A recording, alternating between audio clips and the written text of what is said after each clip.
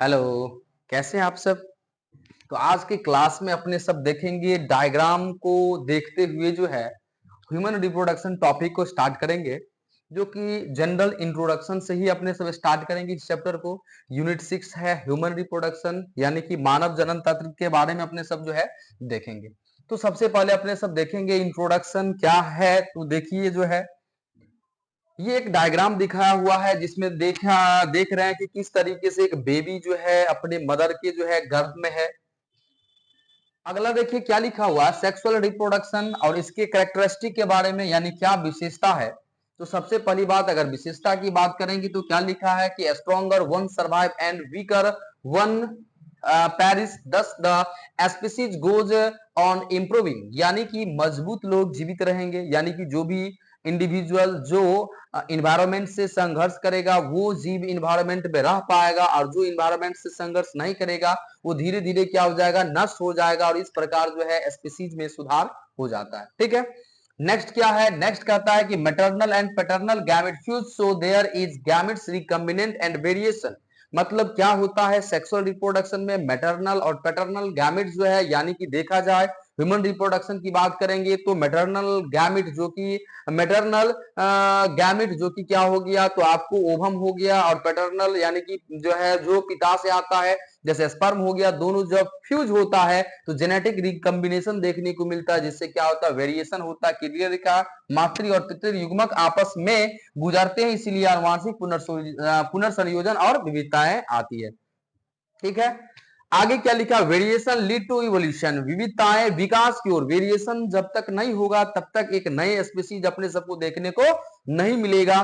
तो sexual reproduction में variation का होना भी क्या है, जरूरी है। नेक्स्ट क्या है, यह जो है फेवरेबल कंडीशन में, it takes place only in favourable condition. Sexual reproduction जो है देखा जाए तो एक फेवरेबल कंडीशन में होता है।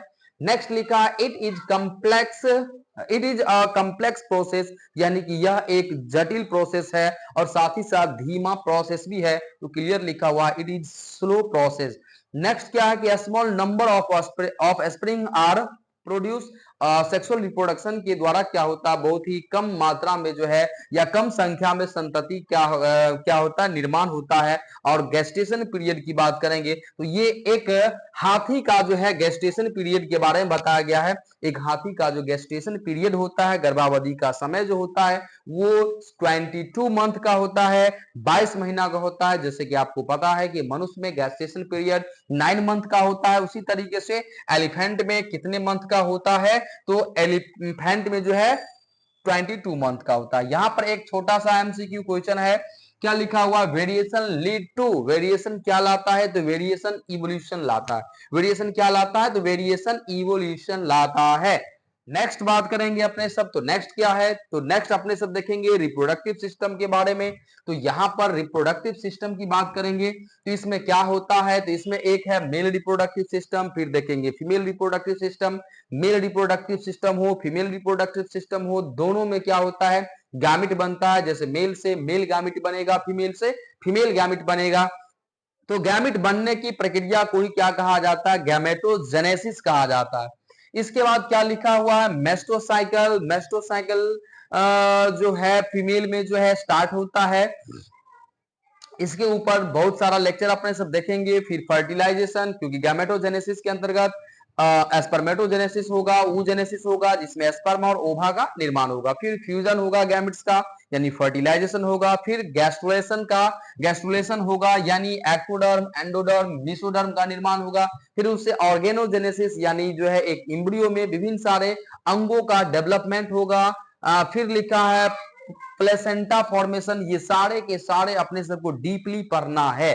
फिर लास्ट में पार्चुरेशन होगा, लैक्टेशन। मतलब ये चीज जो देख रहे हैं, यानी कि ओवरऑल इस चैप्टर में अपने सबको क्या क्या पढ़ना है, ये सारा डेटा है यहाँ पर। फिर आगे देखिए यहाँ पर क्या लिखा हुआ है ह्यूमन रिप्रोडक्शन के बारे में, तथा it is a form of sexual reproduction, यानी कि ये सेक्सुअल रिप्रोडक्शन का क्या है, एक रूप है, resulting in the conception of a child, जिससे क्या होता है, एक बच्चे का निर्माण होता है। कहता यह लैंगिक प्रजनन का एक रूप है, जिसके परिणाम स्वरूप बच्चे का क्या होता है, गर्भाधारण होता है। जिसके परिणाम स्वरूप बच्चे का क्या होता है, गर्भाधारण होता है। ठीक है, आगे देखिए जो है आगे क्या लिखा हुआ है, कहता है कि it typically involve sexual intercourse between a main and women. इसमें देखा जाए तो आमतौर पर एक जो है मेन यानी कि एक नर और एक मादा क्या होता है, भाग लेता है और आपस में यौन संबंध करता है, उसके बाद एक बेबी का निर्माण होता है।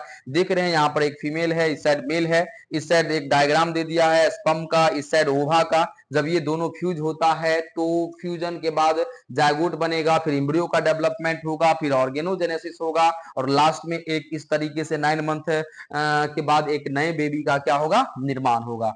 ठीक है, आगे देखिए आगे कुछ बातें और लिखा हुआ है। इसमें क्या लिखा हुआ है, गैमेटोजेनेसिस एक लाइन में। गैमेटोजेनेसिस का मतलब क्या होता है, फॉर्मेशन ऑफ गैमेट्स यानी युग्मक का निर्माण होता है। इसी तरीके से लिखा है इंसेमिनेशन। इंसेमिनेशन का मतलब क्या है, entry of sperm into female genital path, यानी कि फीमेल जेनिटल पाथ में जो स्पर्म का एंट्री जो होता है या जो है सीमेन का जो फीमेल के वेजाइना में जो डिस्चार्ज होता है उसी को क्या कहा जाता है, इंसेमिनेशन कहा जाता है, विनिषेचन कहा जाता है। आगे फर्टिलाइजेशन। फर्टिलाइजेशन का मतलब एक लाइन में फ्यूजन ऑफ गैमेट्स, और gametes are always haploid.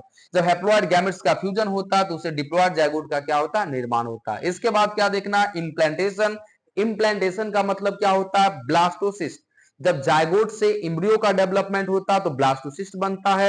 Ampulla में आपको पता है फर्टिलाइजेशन होता है और 1 वीक एक सप्ताह के बाद ब्लास्टोसिस्ट का निर्माण होकर के यूटेरस में आता है और वो ब्लास्टोसिस्ट यूटेरस के एंडोमेट्रियम में धंसता है। उसी प्रोसेस को क्या कहा जाता है, इम्प्लांटेशन। तो क्लियर लिखा, development of blastocyst and its attachment to the uterine wall. ठीक है, आगे क्या लिखा है, गेस्टेशन यानी एम्ब्रियोनिक डेवलपमेंट। जब ये इम्प्लांटेशन होगा तो आगे गेस्टेशन पीरियड स्टार्ट होगा जिसके अंदर एम्ब्रियो का क्या होगा, डेवलपमेंट होगा।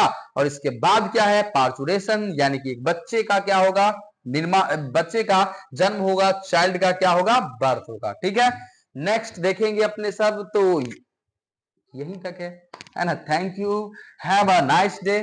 तो इस तरीके से अपने सब जो है पीपीटी के थ्रू जो है देखे हैं। ये पहला वीडियो था पीपीटी के ऊपर जो है। अगर आपको अच्छा लगे तो प्लीज लाइक करिए, कमेंट करिए, शेयर करिए। और मेरा भी जो है हम भी क्या करेंगे, तो आगे जो है इसी तरीके से पीपीटी के थ्रू ही जो है, जैसे कि डायग्राम था, डायग्राम के थ्रू समझने में आपको बहुत ही अच्छा लगा होगा। डायग्राम के थ्रू ही जो है हर टॉपिक को अपने से समझने की कोशिश करेंगे। Thank you.